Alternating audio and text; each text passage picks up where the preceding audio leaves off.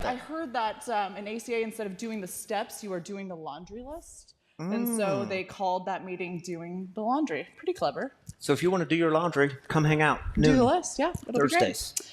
Next up, on December 17th, we will be having our next after-service party. So we're teaming up with an organization called Sober Hangs for this, and we will be decorating Christmas ornaments before service. So from 5 to 6:30, we'll be in the cafe right next door. The cafe, of course, will be open, but there will be stations set up and ceramic and wooden ornaments and some paint that y'all can paint Christmas ornaments or have your kids or grandkids do so. So it'll be a good event to have. It's going to be good.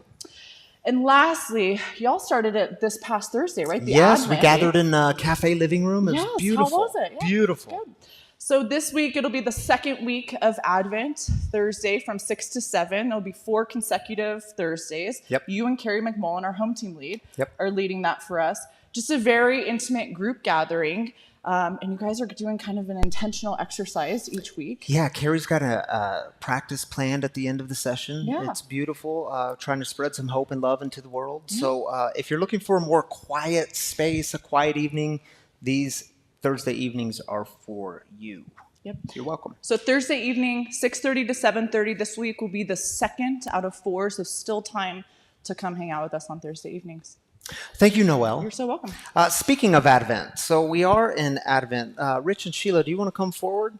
I asked Rich and Sheila to come forward and light our Advent candles. Since we meet on Saturday nights, we tend to be a week behind. So tonight we're lighting 2 Advent candles.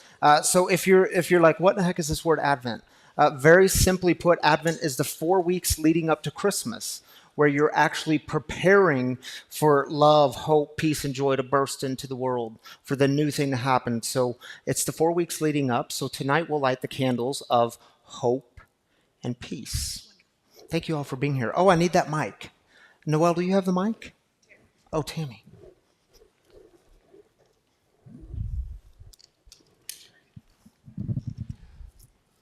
This evening we light 2 candles, the candle of hope and the candle of peace.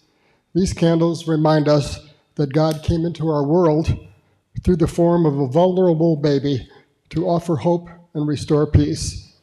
Through trust in God's grace and breath, we find our own inner peace. We remember that Christ is the Prince of Peace who taught us the way of inviting God in so that we may experience peace within and spread peace to others. Thank you, Rich. Thank you, Sheila. All right, y'all, the way we begin here at Free is we start with celebrations. We celebrate the good thing, the new thing happening in your life. We want to lift it up. We're convinced this is a profound part of our service, that when we start with the good, we start with gratitude. So maybe that's a sobriety anniversary, a birthday, a new baby, a new job, whatever the new thing is you're experiencing, we want to lift it up. If you're online, simply drop your celebration in the comments section in YouTube or Facebook, and we want to celebrate with you. So we'll have 3 minutes. Kiera will pass you a mic. Just simply raise up your hand and share with us the good thing happening in your life. Take 3. Hey, I'm Austin. I'm an alcoholic, and I got 6 months sober yesterday. Way to go, Austin.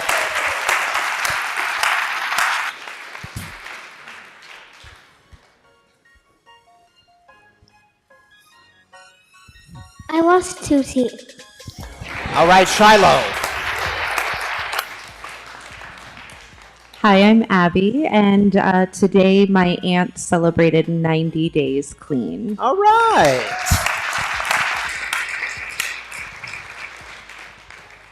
Hi, my name is Lauren, and on the 1st I celebrated 9 months sober, which I realized was only the 3rd time to do that since I was 18, because I was pregnant the other 2 times. All right, way to go, Lauren. Congratulations. My name is Dan, and I have 6 months clean and sober on the 1st. All right, way to go, Dan. Hi, my name is Chris, and I'm celebrating the fact that my daughter Brielle's, after her first round of chemo for leukemia, they've said she's now in remission, and it's a long way to go yet, but still well begun. Thank you, everyone, for your prayers. Good news, Chris. We'll celebrate that. Kira, you got one in the fourth row? Third row? This is a big one. My name is Paige. I want to celebrate my boyfriend Max getting 9 months a couple days ago. All right, way to go, Max. Thank you for sharing that with us, Paige.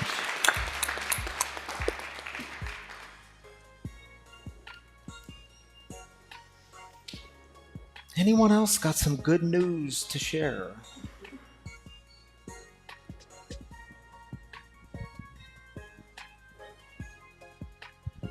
The good news is after 5 years of absence, my son is back home. All right. Congratulations, man.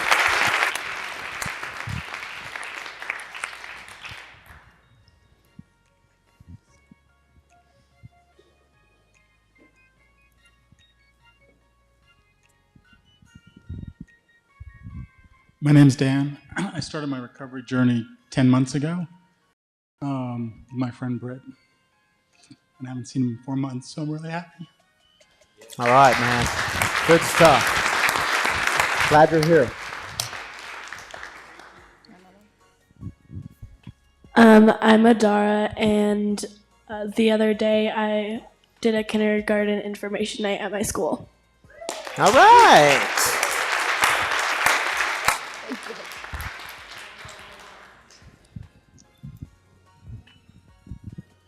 Hi, my name's Kit. My school's acting team recently won the highest rating out of a group of 1 acts, and I'm just very proud of them. Way to go, Kit. All right, thank you, Kira, for passing around the mic. Tammy Canaday is joining me up here on the stage to celebrate with our online community. Good evening. So do you want to start with the first one? Sure. Hi, Mike. On 12/1, I celebrated 9 months of abstinence from compulsive overeating, thanks to OA. I celebrate a quick recovery from COVID. Third, I get to keep my job amidst the layoffs at my employer. All right, Mike, we're celebrating all of that with you, brother. Congratulations. Good stuff, Mike. Okay, Ricky Salazar says celebrating 1,300 days of continuous sobriety from alcohol. Awesome, Proud of Ricky. you, Ricky. Keep on doing it, brother. Thank you for sharing that with us. MJ, hi, my friend. She says, Julie just finished chemo, surgery, and radiation. A year journey. Yeah, that's a big deal. Way to go, celebrating Julie. Stephanie says, I got to stand over here, the table's in my way. Today I hugged an old friend after decades. We're both sober by the grace of God, 1,800 days tomorrow, and if you count days, you know I'm getting excited. Congratulations, Stephanie. Thank you for sharing that with us. And Jen says, another day sober, and found the perfect Christian cards to send out today. 20% discount. Now I should just get them all filled out and mailed. I love it, Jen. We got some sweet things in the mail from her this week, Yes, too. we did. Yeah. Congratulations, Jen. 20% discount. Jennifer says, first family Thanksgiving together in many years, feeling blessed. Jennifer, we are celebrating that with you. Thank you for sharing that with us. Do we have another? Is that it? Oh, we have another. Marcia, I'm trying to wean myself off of wine. I've gone from 1 box in 2 days to 1 in 4 days. I'm working hard. Hey, progress, not perfection. We'll celebrate that with you. Keep going, Marcia. It gets good. It gets good. Do we have a celebration too? Yeah. Oh, yes. Tammy, tell them about your celebration. Then we've got a video to show you. Okay. So this month, is anybody familiar with Jen Hatmaker? Jen Hatmaker, hands, hands, hands. So she featured Wagon Coffee a couple of weeks ago and is sharing really with the world what we're up to here. Yeah. So, Jen Hatmaker is a New York Times bestselling author. Yeah. Done Podcaster, really beloved person. If you don't know her, go follow her. She's a beautiful soul. Yeah, she is. But I got to sit down with her and Anne Marie. I don't think Anne Marie's in the house tonight, but she got to share some of her story. I did take it from 10 minutes down to 3. So there's a little video that we got to do with Jen, and we wanted to share it with you guys tonight. 3-minute clip. Here we go. The minute I discovered Wagon Coffee, you better believe I was going to let all of my people know about them. What you really need to know about Wagon is that this is a company, a community really, built on grace and second chances. I want you to meet Tammy Canaday, the founder, who's going to share more about their incredible work and where it all started with an initiative called free. We're also going to get to hear from Anne Marie. It's all because you and really all of us have been filling our cups with their coffee every morning. Hi guys, I'm Tammy Canaday, owner of Wagon Coffee. My background is coffee. And so when we started Free together and we were doing Free, my way of service and giving back was through coffee. With almost 20 years of experience, I thought I could start roasting coffee. And so I did at home on a little home roaster. And as we grew and people realized that Wagon Coffee's proceeds went back to support the recovery efforts in the recovery world, it grew. And then when Wagon Coffee started in October of 2020, I had enough support behind me that it truly helped me leap, and it catapulted me out of my fear, where I could say we could measure this by helping support women in recovery from addiction. And when we talk about recovery, that's what we're doing. We step outside of ourselves, we serve, we give back. I'd like to introduce you to Anne Marie. She's been with us since the beginning. My name is Anne Marie, and I started working with Wagon Coffee a little over 2 years ago. My career, my profession is that, I fly planes.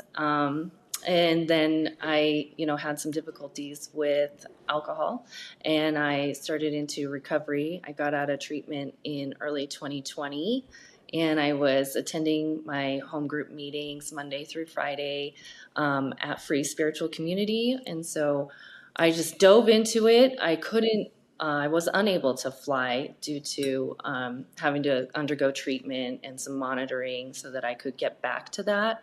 And so I just tried to dive into my meetings, and I was hanging around Free Spiritual Community and starting to make a recovery group to just get a social life that included recovery and good people.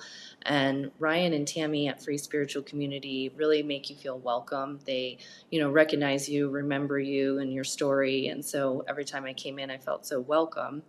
And that led to Tammy asking me to become part of Wagon Coffee. She needed some help filling orders, and I loved, hanging out with her, but also just getting to feel useful and be able to help her with this mission. We love thinking, that we're sending this out to somebody to make their day special. I want to personally thank Jen Hatmaker's community for continuing to support Wagon Coffee all these years, giving us women in recovery a job to show up for and supporting our recovery.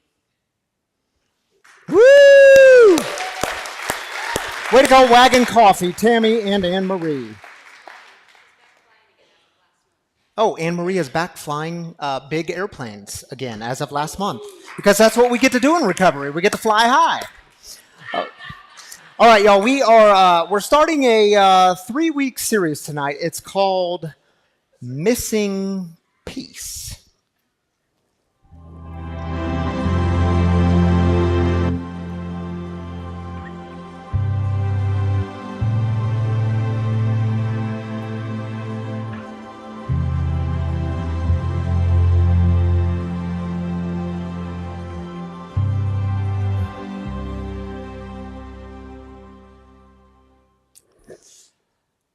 Horatio Spafford was a successful lawyer and businessman in Chicago. He was married to Anna. He and Anna had 5 children, 4 girls and 1 boy. In 1871, they lost their little boy to pneumonia. And that same year, they lost much of their business to the Great Chicago Fire. A couple of years passed by, and life started to get better. Business started to pick up again. So Horatio says to Anna, "You know what, honey? It's been a rough couple of years. We should let's take the girls over to Europe and spend some time together as a family and get away from this place and go there for a little while." And a couple of days before they were to set sail, something came up in business, and Horatio said to Anna, "Honey, why don't you go with the girls on ahead of me and get on the ship, and I'll take the next vessel that's available, and I'll stay here and resolve this business issue." So on November 21st of 1873, their ship was sailing across the Atlantic Ocean with 313 passengers on board. Among them were Anna and their 4 daughters. About 4 days into the journey, their ship collided with another ship, and their ship sank within 12 minutes. Anna survived, Their daughters didn't. There was a small rowboat that was rowing in the area, and he saw a woman floating on a piece of wreckage, and it was Anna, still alive. So he pulls her up into the boat, and then a little while later, a larger vessel came by and picked them up, and 9 days later, they landed on the shores of Europe. And when she got to Europe, she sent home a one-sentence telegram to her husband, and it said, "Saved alone, what shall I do?" So Horatio got on the next available ship to head to Europe to go join his grieving wife, Anna. And about 4 days into the journey, the captain of that ship called Horatio up to his cabin. And he said, "Mr. Spafford, I just want to let you know that we are at this time at the exact coordinates where your daughters perished." And in that moment, in that place, he fell to his knees and he wrote these lyrics. When peace like a river attendeth my way, when sorrows like sea billows roll, whatever my lot thou hast taught me to say, it is well with my soul. Thank you, Chris. It is well with my soul. How did he write those words in that moment? It is well with my soul. It's now one of the most famous hymns of all time. So my brothers and sisters, let me ask you, it's a question we don't ask each other nearly enough. How is it with your soul? Which is different than how are you? How is it with your soul? Are you feeling anxious? Is there a relationship in your life that has gone a bit awry? It's not going well. Or let me ask this, how is it with the soul of your recovery? I mean, we hear all the time when you come into recovery, you're supposed to be happy, joyous, and free, but maybe for you, happy, joyous, and free feels a bit distant. Or maybe if you're honest, you'd say, well, God feels a bit distant. Are you already stressed out about Christmas and what's to come and where you're going to spend Christmas and who's coming over and how that gathering, how it's going to all go down?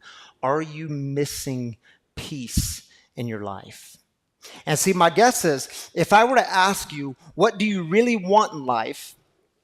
Most of you would not say, well, you know what, Ryan, what I really want is I need more money so I can get more stuff because that's where I'm really lacking.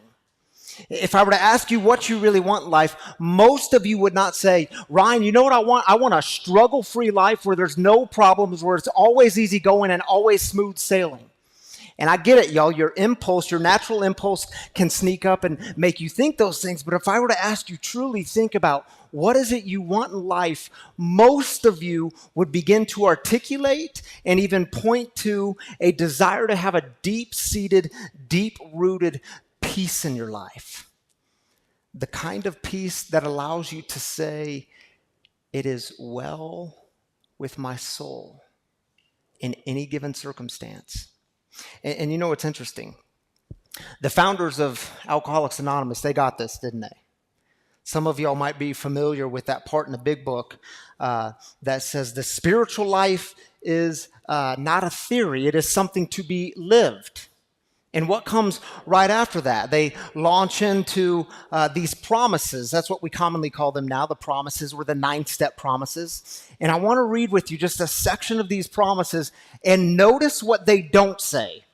They don't say when you get sober and if you are painstaking about this phase of your development, if you work these steps, if you connect with God and connect with other people, then you're going to have a problem-free life. You're not going to have any worries. Things are going to be perfect. They don't say that. Here's what they do say. We will comprehend the word serenity, and we will know peace. We will intuitively know how to handle situations which used to baffle us. We will suddenly realize that God is doing for us what we could not do for ourselves. Man, to know peace, not just get glimpses of it, but to know peace, to recognize the God who is doing for you what you couldn't do for yourself. I wonder if that's what allowed Horatio Spafford to write those words in that moment, to recognize the God who was holding him up when he didn't have anything left. And by the way, how often do you hear it said, or how often do you maybe say this? Well, it's just like God showed up. This big thing happened in my life, and it's just like God showed up. And y'all, listen, I do understand the sentiment. God just showed up. But when I hear that, when I catch myself saying that, I have to have this moment like, wait a minute. If God just showed up in that moment, well, where was God before that moment? Was God just kind of floating around up here somewhere? And we've created an image of God who just kind of steps into and out of history, a God who steps into and out of the story when we want this God. And if God was just showed up in this moment, where's God after that moment? Does God just kind of float back up there somewhere, and it's a God who is ultimately detached from you and me and the world? You see, I think there's a different image of God. Dare I say, a better image of God.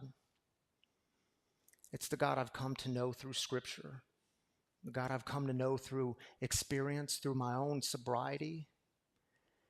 And that is the God who is everywhere, all the time, in every moment, breathing life in us, through us, and all around us. And y'all, sometimes we're actually aware of these moments that are everywhere. So my brothers and sisters, let me invite you. Put one hand on your chest. Yeah, go ahead.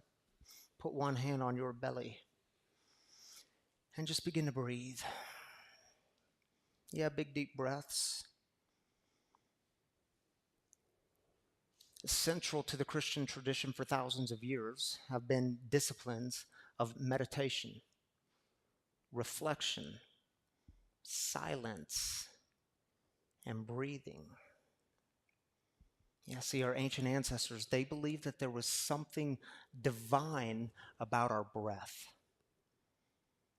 So take a moment and invite the God who made the universe into your breathing.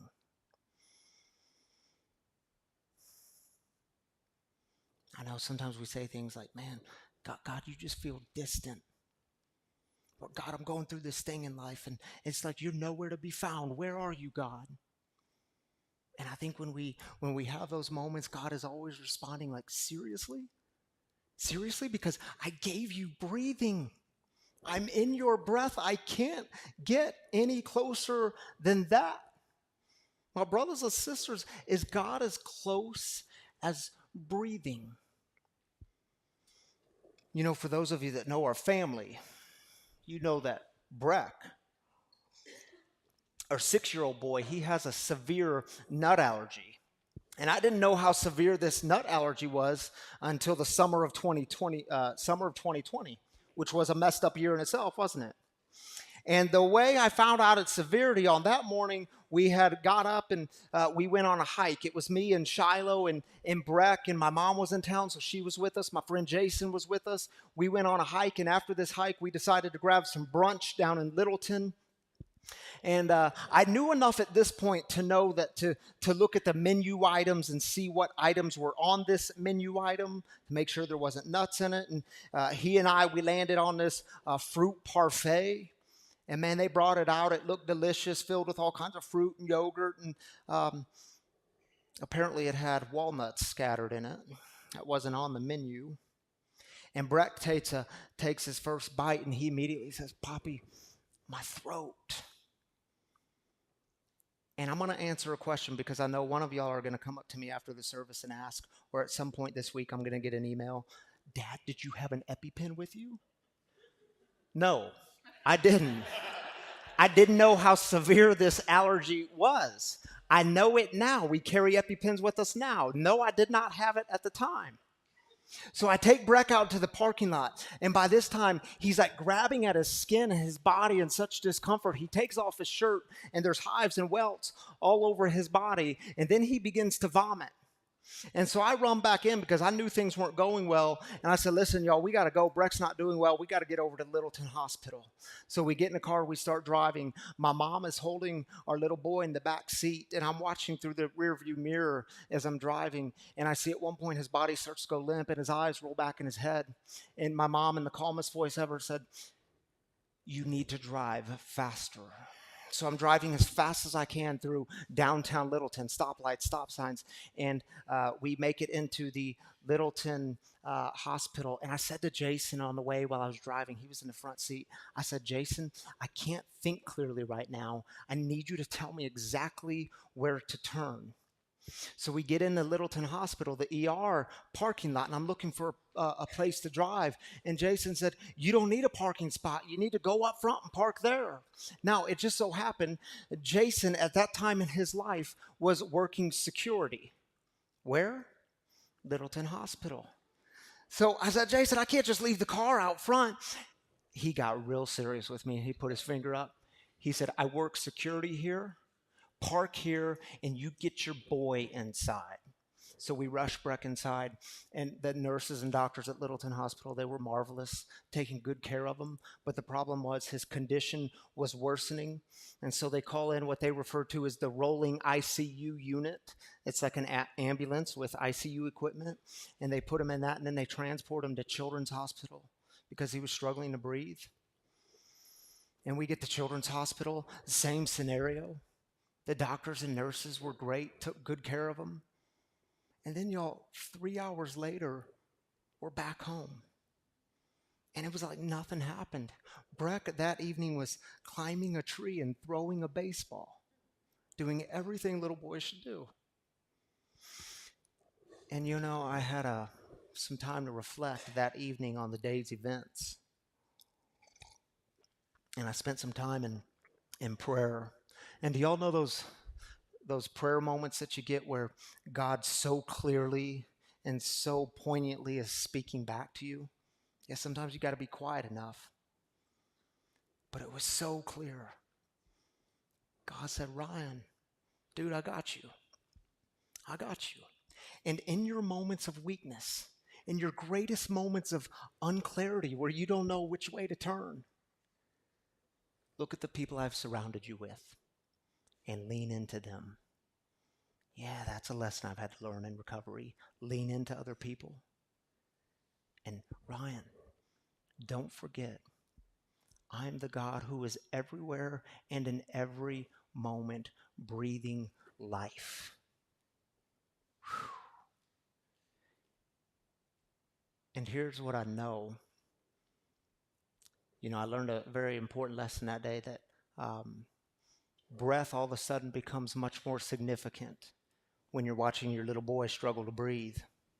And when it comes to peace, I do know this. Peace isn't found in the absence of problems. Peace is found in recognizing God in all of it. Recognizing God's presence in every single moment. Now, in the Old Testament, the ancient Hebrew people, because keep in mind, the ancient Hebrew people are the ones who wrote the Old Testament, they believed that God was actually breathing life into everything all the time. They believed that spirit was constantly on the move, and they had a word for God's breath. And y'all know I love teaching you ancient Hebrew and ancient Greek words, right? They had a word for spirit moving, and it was this word, and I want you all to say it with me. Ruach. Yeah, it's a Hebrew word, so you got to get it in the back of your throat. Ruach. Yeah. Now hold on to that because that literally translates as the breath of God or God breathing.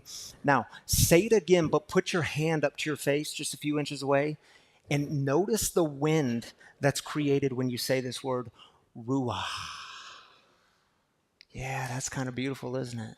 Y'all are going to be saying that all night. Ruach is scattered throughout the scriptures. In fact, one author said this, They, the ancient Hebrew people, believed that everything you and I know to be everything that is exists because of an explosive, expansive, surprising, creative energy that surges through all things, holding everything all together and giving the universe its life and depth and fullness. They called this cosmic electricity, this expressed power, this divine energy, the Ruach of God.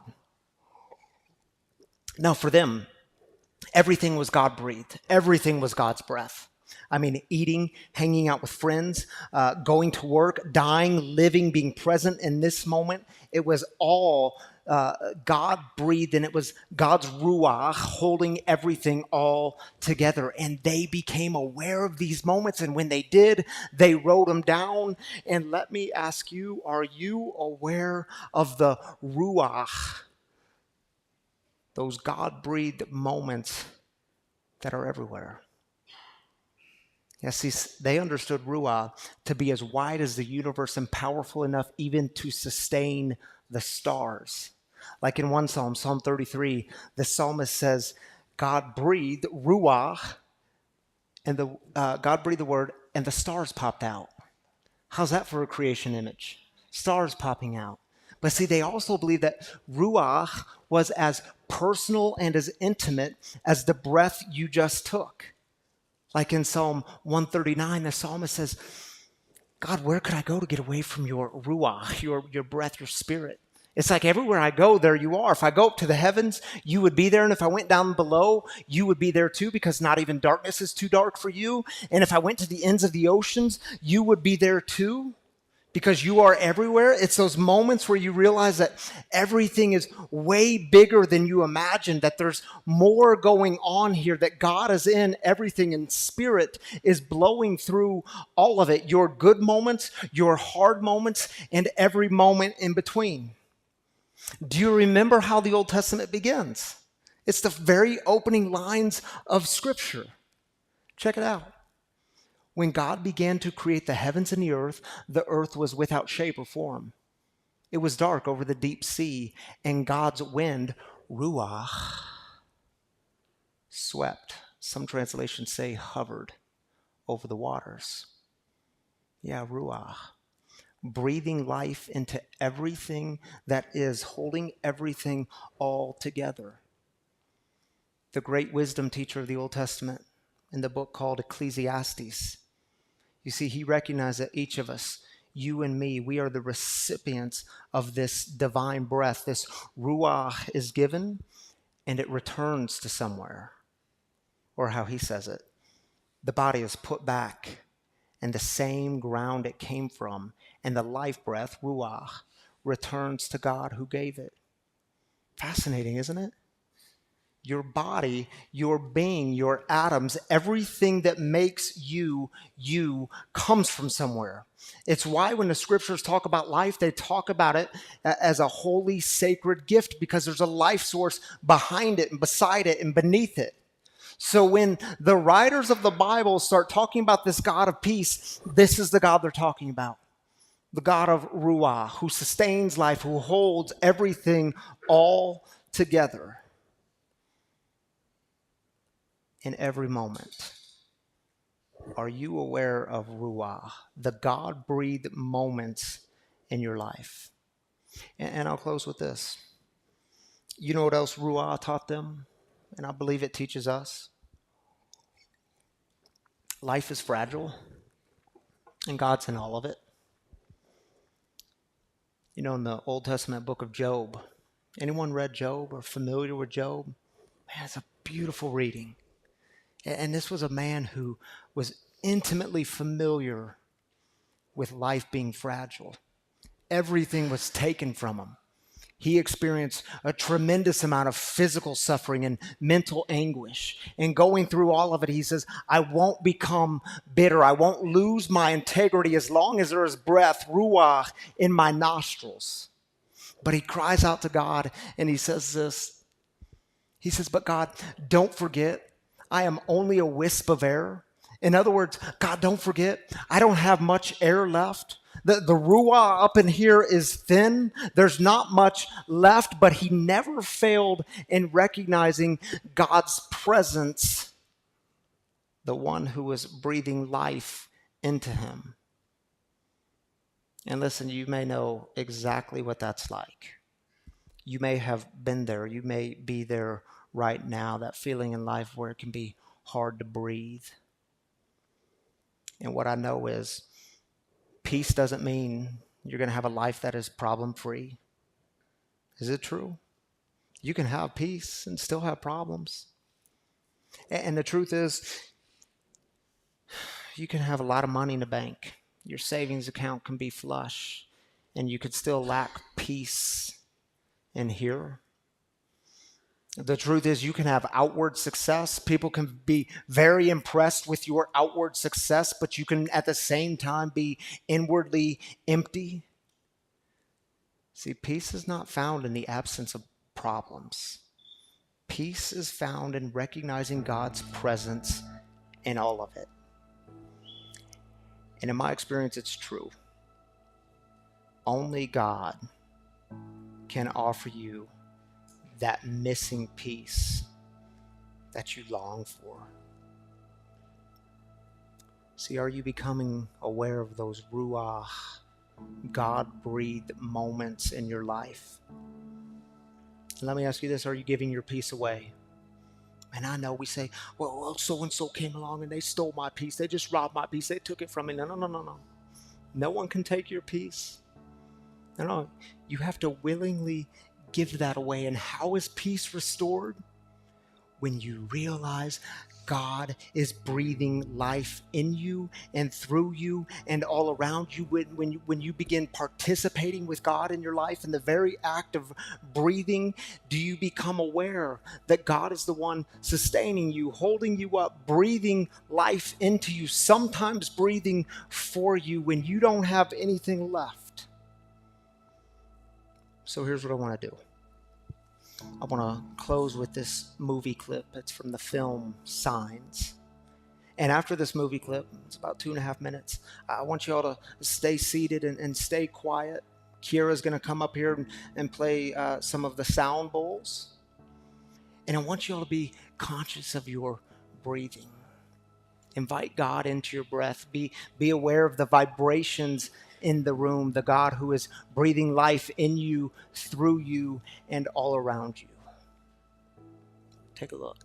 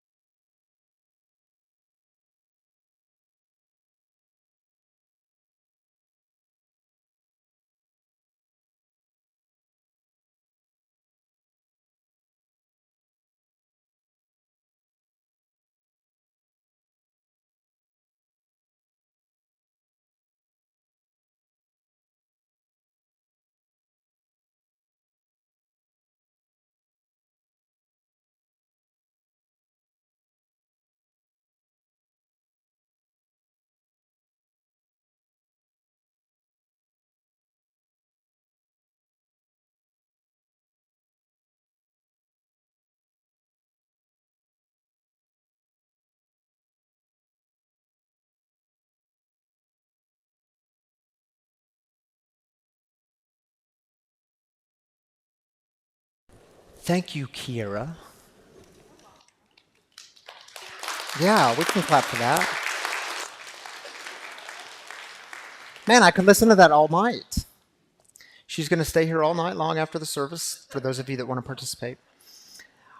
Well, we would have her play all night, except you all know that every Saturday night we have a guest storyteller in the house with us. And I can't wait for y'all to meet my friend Amy Moore, who's in the house tonight. Amy, some interesting stories about Amy. First, she's 26 years sober, so she got sober at the age of 3. 26 years sober. She works with families and individuals as an interventionist now, so she's going to share with us some about that. And what's interesting is, do y'all remember COVID-19? Yeah, COVID-19, way back when in 2020 when that thing first hit.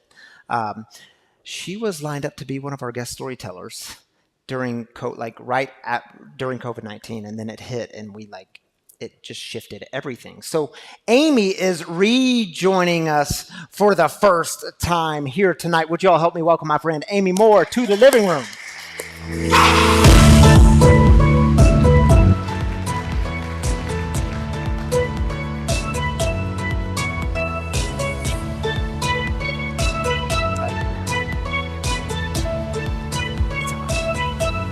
And there you are on the screen.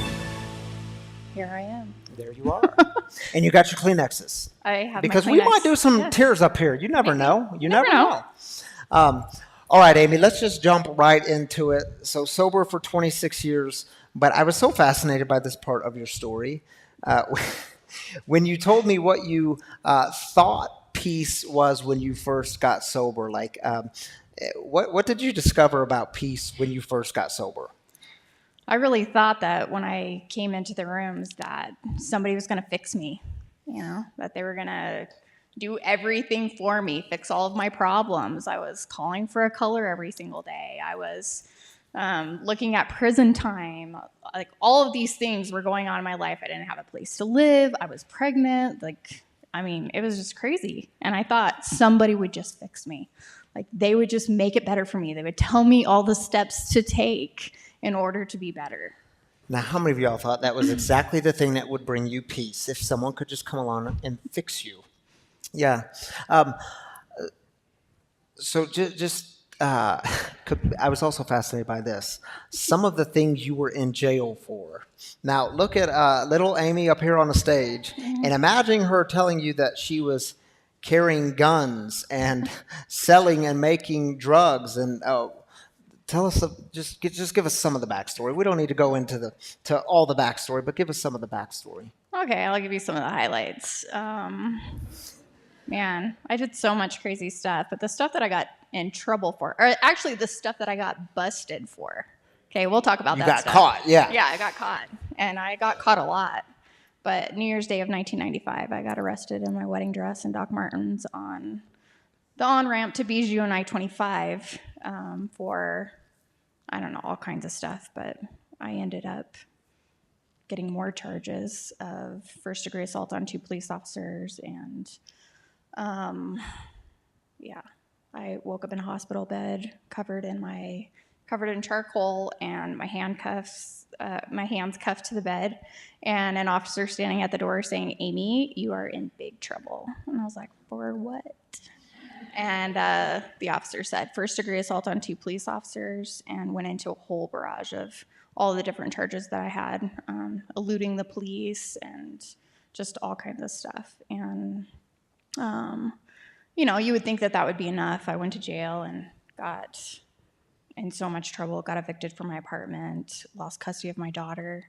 And, the whole time that I was in jail, I wasn't thinking about how could I get out, get my daughter back, how could I get my life straight. I was thinking, who could bring me a bottle of Bacardi 151 so I don't have to feel the way that I feel right now. And somebody did. And I don't remember leaving the parking lot of the jail that day.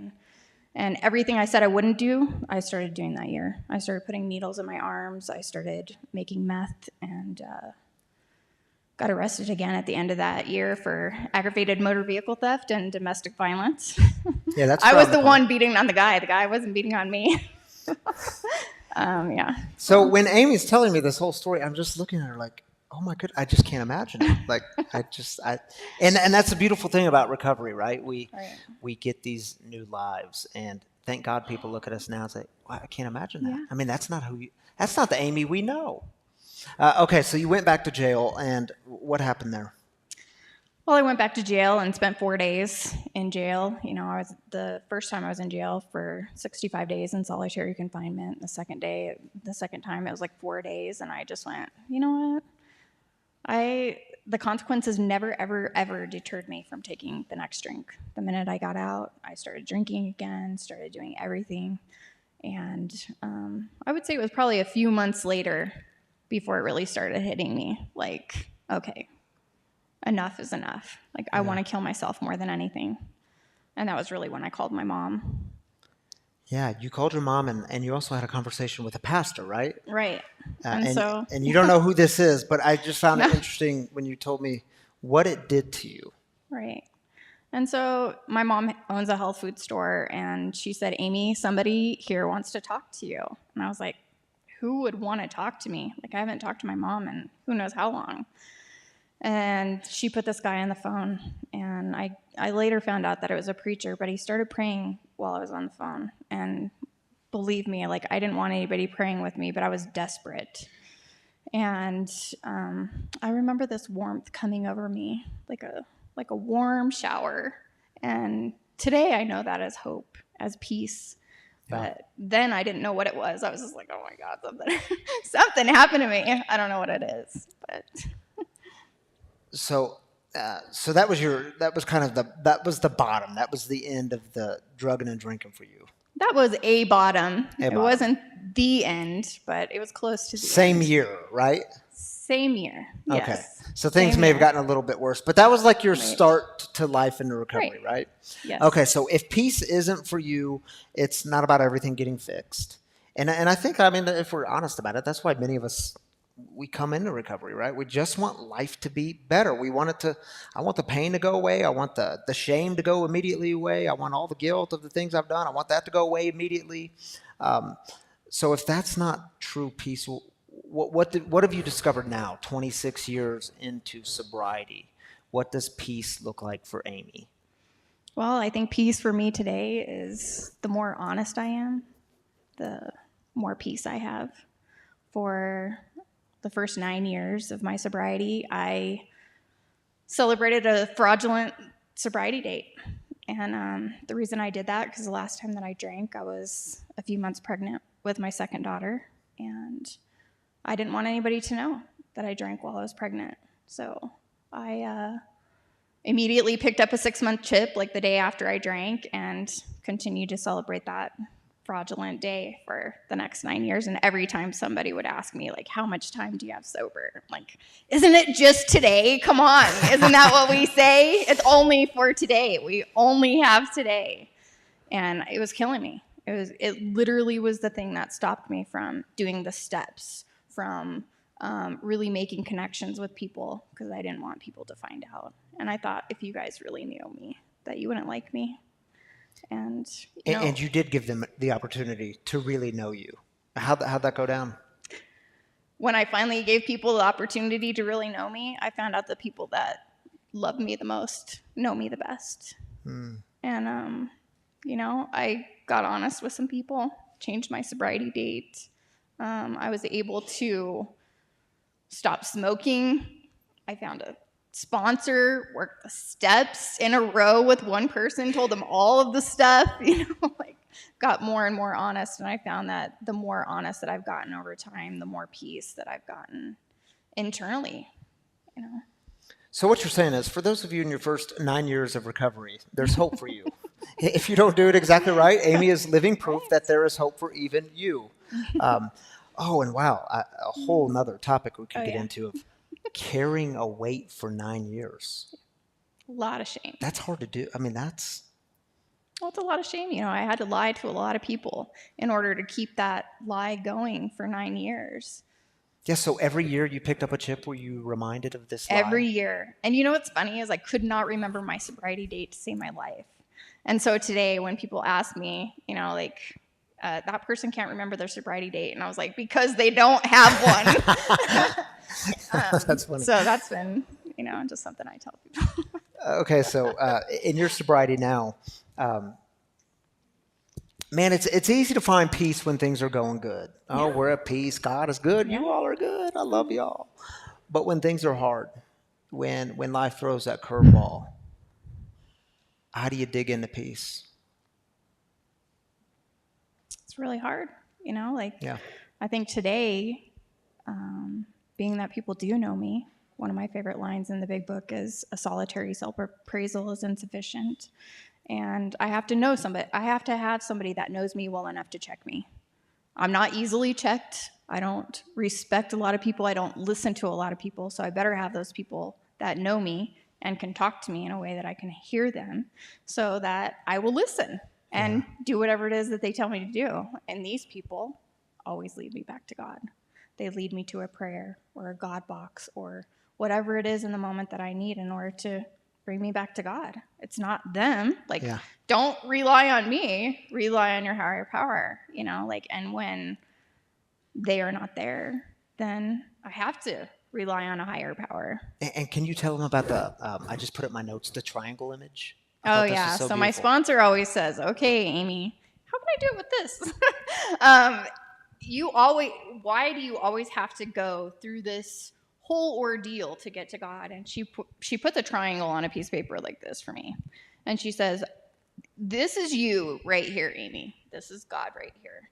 You could go all the way to God, just a straight shot right to God, but you have to go through all of this stuff over here and then go around the corner and all of your prejudice against God, all of your prejudice against religion, all of that stuff, and then go to God when you have a straight shot. And, today I still struggle with that, but not as much as I did at 9 years sober. Yeah, and I'm glad you talk about it. It's hard. Because I hate when people just sit up before you talk about how easy it is to find peace. We know the steps to take. We oftentimes know the right actions to get us there, but sometimes it can just be so dang hard to do it because we get stuck in our way. So, can you share with us about your daughter and the head-on collision? Yeah. So I was about 14 years sober, and I got a call in the middle of the night, and I didn't make it to the phone and found out that it was Denver Health. And I called the number back, and they said, if you're Autumn's mom, you need to get to the hospital immediately. And, my head is spinning. I'm putting my clothes on. I'm trying to stay in the moment. And I'm driving to the hospital, and I get another call from my daughter, and she says, Mom, I've been involved in a head-on collision, and I'm 8 weeks pregnant. And she said, you're the only number that I could remember. And I walked into the surgical ICU, and they were drilling a rod through her leg, and I saw the baby monitor beeping, and I saw her face flayed open, and I stood there, and I got to hold her hand. And over the next 6 days, I sat in that surgical ICU with her. And this is the kiddo that I lost as a result of my drinking. And I never did get custody of her back. But for the first time since I got sober, I really got to be a mom to that kiddo.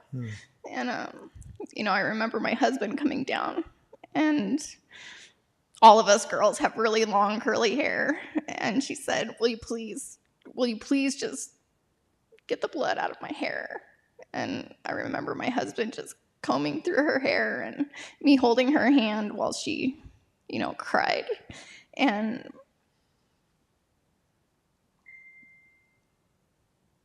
I got to take her home and take care of her. And a few weeks later, she lost the baby, and I got to be there for her too. And throughout all of that stuff, throughout that whole entire thing that was going on, I felt carried. I felt loved. I was protected. And the people in Alcoholics Anonymous showed up for me. Like, I've never seen anybody show up for anybody.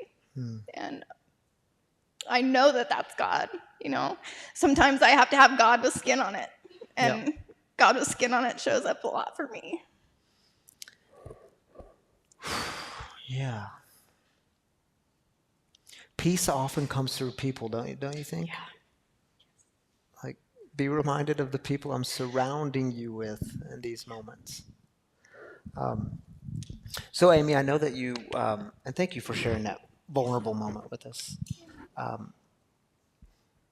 I know that you work with lots of families. So you're an interventionist.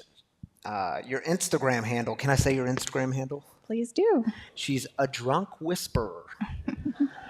So go follow her on Instagram. So Amy works with lots of families, lots of individuals. And part of the reason I wanted you here tonight, Amy, because I know like during this time of the holidays, addiction has a way of getting heightened. So the stress and lack of peace in families has a way of getting heightened. Can you just tell us about some of your work with families and how you lead them toward peace, how you kind of guide that process?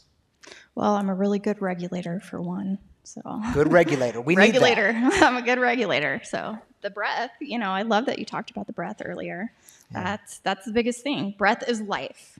And so I talk to my families a lot about the chaos that addiction creates. We cannot stay healthy in sickness. Everybody gets sick.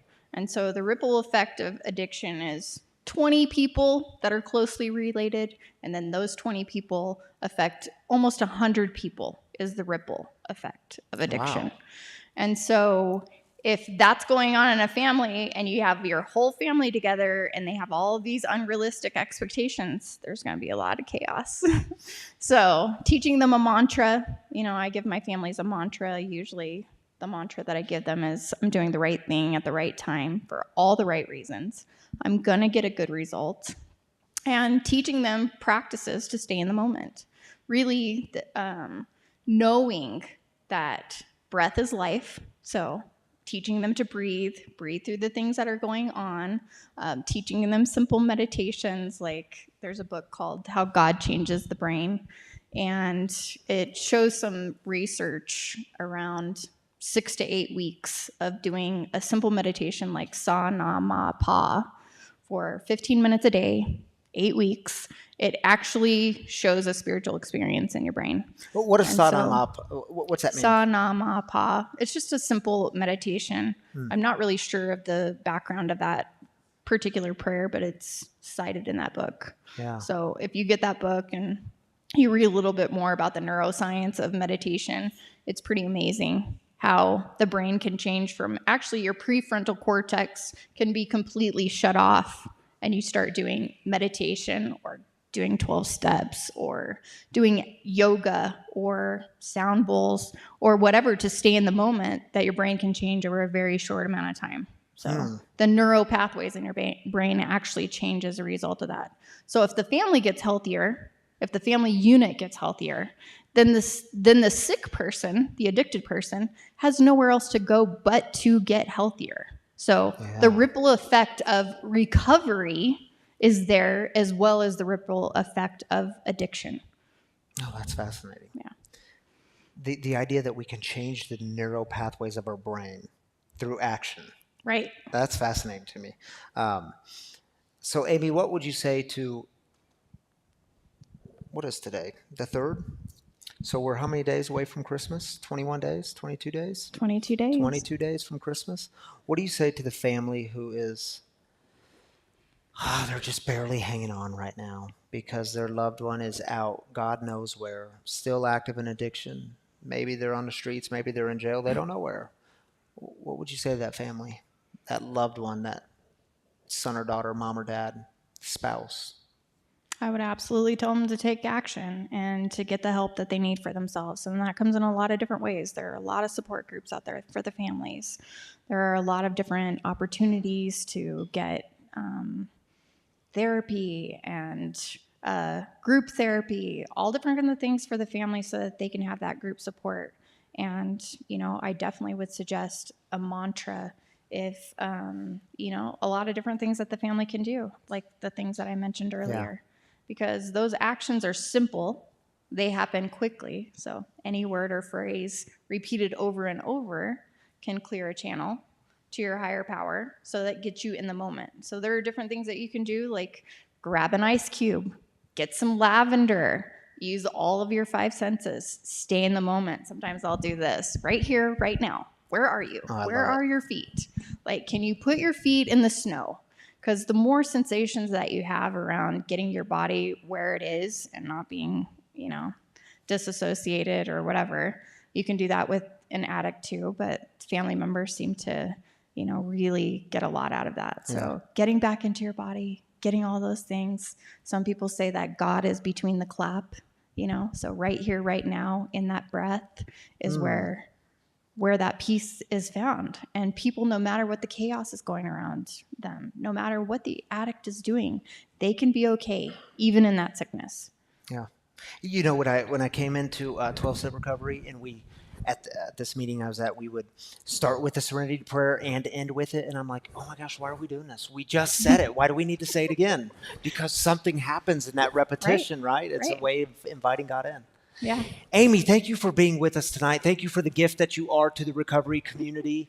And if you want to connect with Amy, if you've got questions with her, maybe your intervention questions, she's going to stick around tonight. So feel free to ask her any questions and connect with her. And thank you so much for being with us, Amy. So grateful. Thank you. I'll take that from you. Thank you.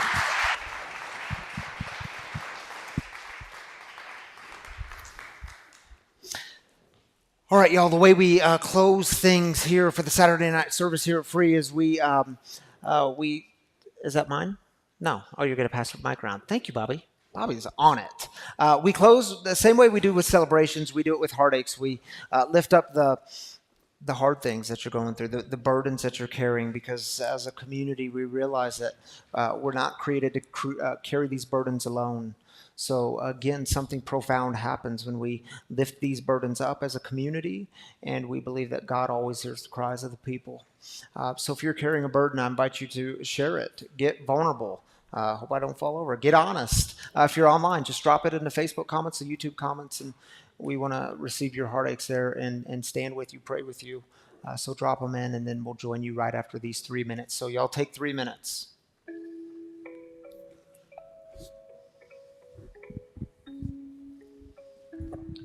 I just want to lift up my friend Tony. She's struggling with alcoholism, and she's not sure if she wants to get sober. She just wants to drink like a gentleman. So hopefully she gets there. Been there, done that. Prayers for Tony. Thank you for lifting her up. Him or her? Her.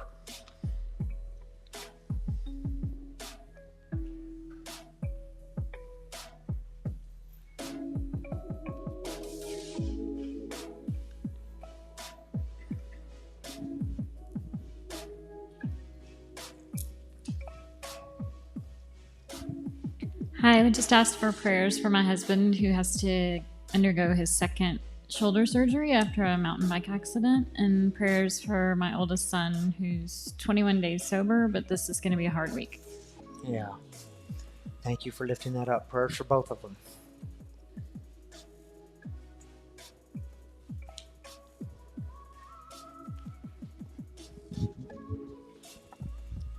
I'm Laura. Prayers for my mom. She's having a knee replacement next week, and I don't have anxiety about it, but I have a bad feeling about it, which is a little different. And also just a reminder just to look at all of the news and things going on in your life with a spiritual lens right now. Thank you for that, Laura. Prayers for your mom, and thank you for that reminder.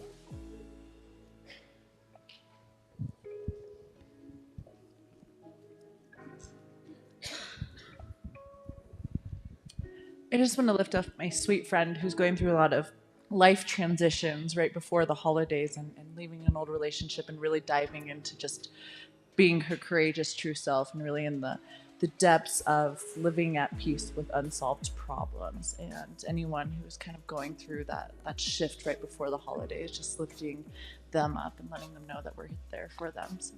Yes, thank you for that, Noelle, and prayers for that friend.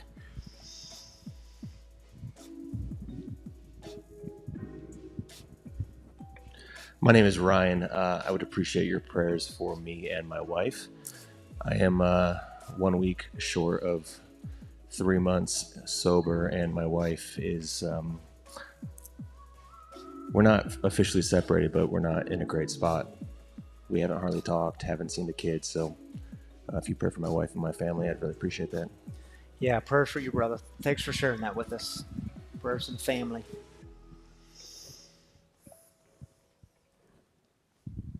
I want to thank you for bringing all these guest speakers up along, especially Amy, and throughout the weeks. It's very refreshing, and I don't know all the words to say, but thank you. Thank you for very much. Yeah, you're welcome. I think it's a really important and kind of a unique thing we do here is I'll always give an opportunity for someone to share some experience and strength and hope outside of me. And so it's a community effort. Y'all do that. And so thank you for lifting that up. Mickey, will you join me up here? Did you have can we get one more in the back? Can you lend him your microphone, Mickey? Hello, my name is Patrick. I'm 10 days sober, and I asked for you to pray. I have a 22-year-old daughter named Isabella that I haven't met here in town, and I'd like to meet her. So if you could pray for that, please. Thank you. Yeah, prayers for you, brother. You said 22 days sober? All right. Keep going, man. Thanks for sharing that with us. Prayers. Mickey, thank you for joining me up here. I just kind of did that spur of the moment. I noticed. But why I wanted to bring Mickey up. Y'all, I was watching online last week because I got the week off. Thank you, Noel. Thank you, Mickey. Man, you just knocked it out of the park last week. Thank you for sharing some of your story with us. I was so grateful. And what y'all need to know about Mickey is I want to invite you all to our Christmas Eve service on Christmas Eve, which happens to fall on a Saturday this year. So we're going to gather here 7 p.m. Mickey's going to come up and he's going to sing Silent Night for us. And as we do, we're gonna like raise candles together because there's something so beautiful about being the light in the darkness. And man, if that's not what Christmas is about. So I hope y'all join us on Christmas Eve. It's gonna be good.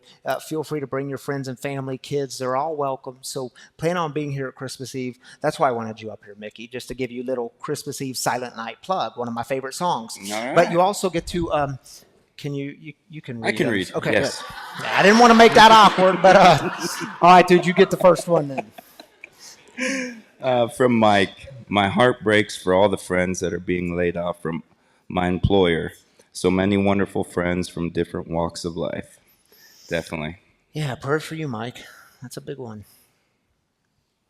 Dan and Cindy Rapp, continued prayers for Austin to accept love and support from so many who love him. Yes, we do love you, Austin. I called you this week, man. Call me back. We'll go get coffee.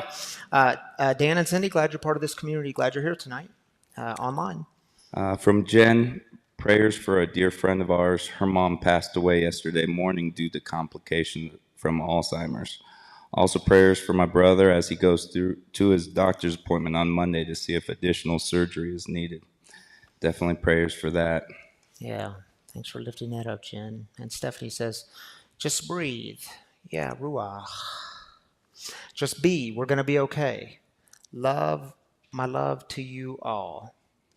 Thank you for that, Stephanie.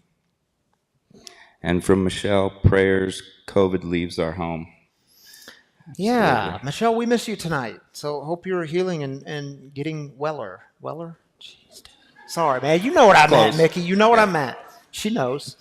Jen is at it again. She says, prayers also for those still struggling in addiction.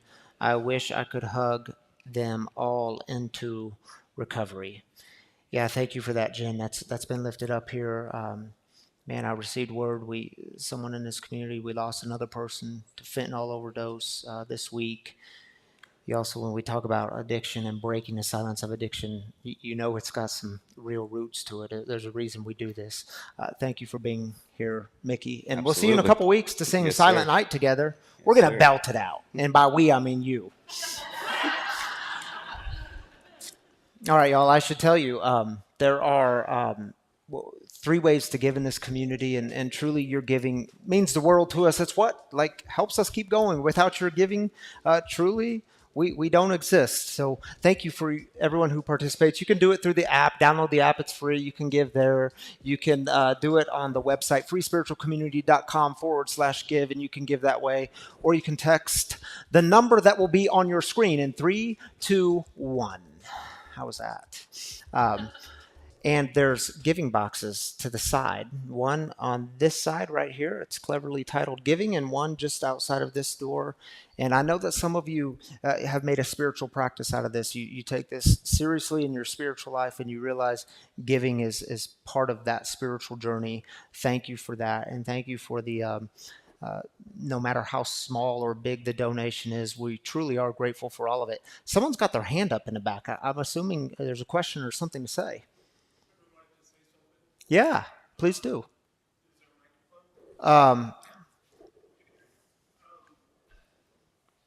I'm an alcoholic, and my buddy Mike brought me here tonight, and I'm glad to be here.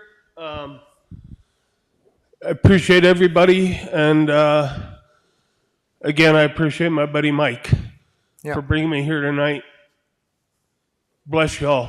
Yeah, glad you're here, man. Stick around, make yourself at home. Welcome. All right, y'all, it is 8:15. That's when we officially close the service down here at Free. It's actually 8:16. I'm sorry we went a little bit over tonight. God bless y'all. That's next week, too. Don't get me started.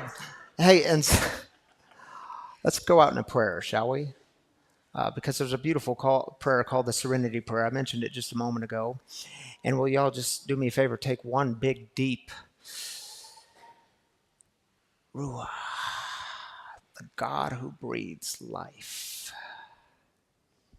And let's say this prayer together. If you don't know it, it's on the screen. God, grant me the serenity to accept the things I cannot change, courage to change the things I can, and the wisdom to know the difference. My free brothers and sisters, this week, may you become aware of the Ruach, the God-breathed moments that are happening everywhere. And when you do that, go in all kinds of grace and peace. And we will see you soon.